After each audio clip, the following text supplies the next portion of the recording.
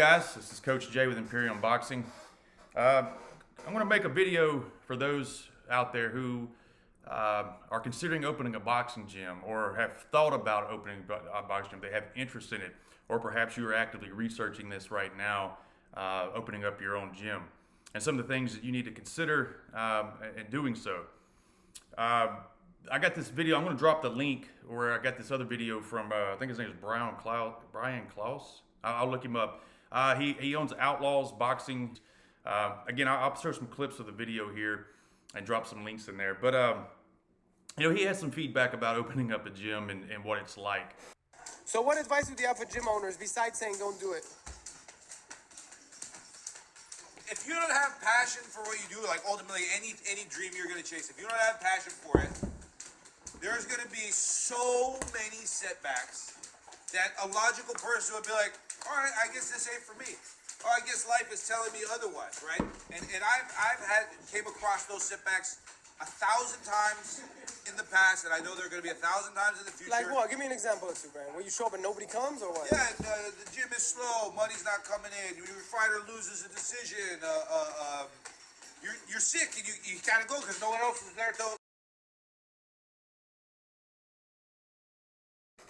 You can't do enough research when it comes to this stuff, especially when you're going to make a financial commitment and investment, especially an investment with your time as well. But I do have a few things that I think might help you. Even if it's just for your own decision making process. And the number one reason though, or the number one factor in this is the why. Like, why do you want to open up a gym? And it's got, the answer to that has to mean something. It's got to be. It's got to really sum up what it is about you, character-wise, that makes you want to own and operate a boxing gym. The why needs to really answer the questions for you. If you can't really answer it deliberately, then maybe the time is not right. Maybe the time needs to be a little later down the road until you can figure out just exactly what it is about you or about a gym that makes you want to jump in there and open one up. So think about the why. I can tell you my why was I have a passion for boxing, and I always have. I got into it later in life because I didn't have the opportunities, that where I was at, and it was fortunate to have met the people that I met and trained for years. I met with a much older gentleman. He's unfortunately he passed, but he taught me a lot. He knew I wanted to be a coach and a trainer one day, involved with the development of fighters. I have a son that's in competitive amateur boxing. He's had a few fights, fought in the Golden Gloves this early this year, and we were able to to have some success off that just from hard work and commitment. And I have another couple of guys that I also train that they're amateur fighters. I got some guys that are coming up that are getting ready to prepare to compete this summer. So I had an idea of what it was, but more than that, why, you got to have a vision too of what it is. What can you do differently in that gym? How can you affect and be a part of these kids, these young guys and developments and gals, and be there for them and teach them some things about life and teach them things about resiliency, because boxing's full of setbacks, okay? And you got to deal with some fragile egos. You got to deal with people. You got to put people back together after they've lost.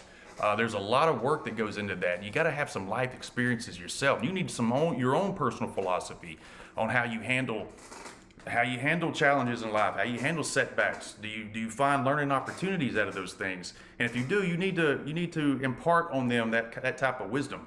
You need to tell them that these long-term objectives are better and more valuable than this short-term gratification. Okay, it's the long-term is that commitment to the process where you can develop fighters. Okay, so obviously there's some things here you need to consider, like your own philosophy in life and how you can help young folks, how you can help these guys develop and take this with them later in life. Okay, they'll always have something to draw on that the next guy may not have. They're willing to go somewhere, go a little further because they know how to go further. They've been places that most people haven't been. Of course, I'm talking about mentally. I'm talking about those rough trainings and those rough fights, and you just have a little something extra because it's down there. You can reach down and get it. We call it digging the well in my gym. Well, we're getting that well deeper so we can always go down and pull water when the next guy can. So just those little things here, I think you should probably think about what it is, your culture in your gym. How can you establish something that's unique that guys and gals want to come in and learn from, shaped by it? That's called legacy. And I couldn't think of a better way or a better reason to open up a gym and get involved with, folks who want to develop and learn the sport of boxing. You'll have a lot of good times, as a result of this. All right. Second, you need to consider the financial investment. I'm going to put some pictures in here of my gym as this thing unfolded.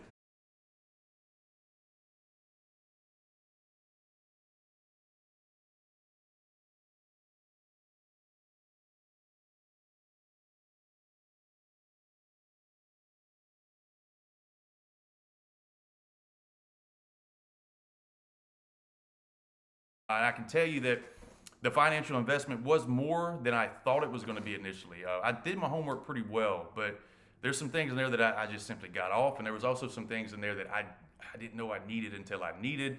And then there's some things in there that I said, you know what, I've spent this much, I'm going to go ahead and spend a little more because we need this. And I'll tell you my thought behind that. If you want to open up a boxing gym, of course you don't need all the latest tools and gadgets and bags and all of, but et cetera, et cetera. But if the purpose is, if you're going to open a boxing gym, then it needs to be a boxing gym. So therefore, you need to have a variety of bags. Okay, you need 70 pounds for the little guys, and it hangs a little lower, and they go hit it in the corner. Then you have some 100-pound bags. Then you need to be investing 135 and 150-pound bags for your bigger guys or even your more experienced guys. Maybe even the big guys like to hit 100-pound bags sometimes, especially with their jabs and hooks. And then they want to come over here to the 150-pound bag and go to work. But you need to have that option for them. You invest in your gym because it is a boxing gym. You need to cater to boxers, and boxers need a ring, they need mirrors, they need bags, they need different kinds of bags, double end bags, water bags, wrecking balls bags. They need padding on the floor so they can jump rope and do other type of training. You need to think about all this and design your gym as a gym you would like to walk in and train in. And that's what I did. And it was an investment, and it was more than I initially thought. But especially with the padding, that's going to be, believe it or not, the floor padding alone is probably going to be your most expensive item in your gym. And more than a ring, if depending on how large your complex is. It's extremely expensive. So you need to think about that. So what are we talking about here in terms of financial investment? You can find some of this stuff online as well. I think you're going to need about a $10,000 investment. However you secure that, you secure it on your own. It's your business. If you have it, great. If you go to the banks, great. Whatever. But you can probably expect to pay about 10 grand. You're going to need to get an LLC. You're going to have a lawyer. You're going to file your papers. And then you got to start finding equipment or building your own bag racks and your own ring through prefab. You can do some of this on your own, great. But if not, you're going to be paying somebody to build you some bag racks. You're going to pay somebody to build you a ring, and then you're going to pay for labor to set all that up. Because you can't do it all by yourself.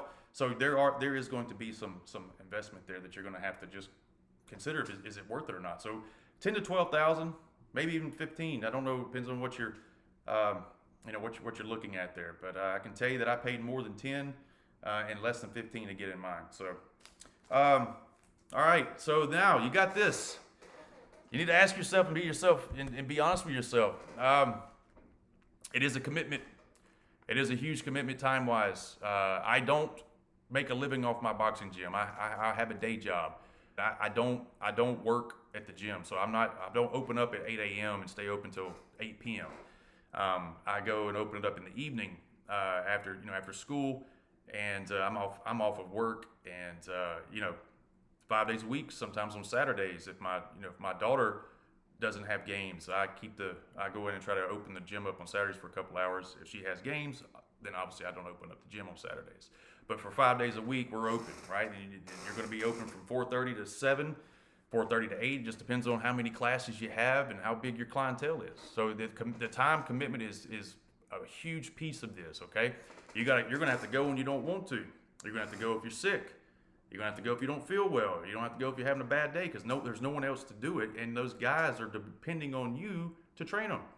You're the coach, you're the trainer, and you can't have that stuff coming into your gym and kind of affecting the day-to-day grind. You have to be on point. You need to be prepared for classes, even if you just make some mental notes. You need to probably write things down at least once a week. Try to get you a plan together. Try to think about certain things that happened in there that can be, that you can follow or follow up on and improve. Try to find something about everybody in that gym that's unique to them, or there's they're struggling over something. But just you need to know your guys and be able to help coach and write some things down that's specifically for them. I make drills for guys all the times. And it's something you'll learn to do, the guys appreciate it. All right, another thing is now you put all this time in here, so I'm talking about this. You're giving so much back. As you can see, there's a pattern, there's a narrative here about owning a gym. The idea of being passionate about it and helping people and develop people, not just from a boxing standpoint, but from a life, spiritual, emotional standpoint. But you know what you're gonna get in response to this as your reward. You're gonna get turnover. What I mean by that, you're gonna have guys that are telling you they're committed and they want to train and they can't wait and they stop showing up. This isn't easy. This is not easy. This is hard work, and they'll stop showing up. They'll start skipping days, and then maybe a week goes by, you don't see them. They'll have a reason as to why, and then. It's hard to have continuity with guys like that. You want to do the best for them. You want the very best for them, and you want to help them. You enjoy watching them develop. You enjoy watching them kind of succeed at this, and then they stop coming. They're not as committed to it as they thought they were going to be. Your younger kids, if their parents are involved, usually the parents keep them coming. But if you're in your teenage years and even your young adult, there's better things to do than go to the boxing gym, and it ain't it's not for everybody. It's tough in there, okay? It's tough in there, and it's hard work, and it's a day in, day out grind just to make small improvements, right? It's just a time-consuming endeavor. It's a huge investment, and there's no such thing as short-term gains in boxing. It is a long-term endeavor, and the improvements are measured in inches, right? Inches a month, and that's it.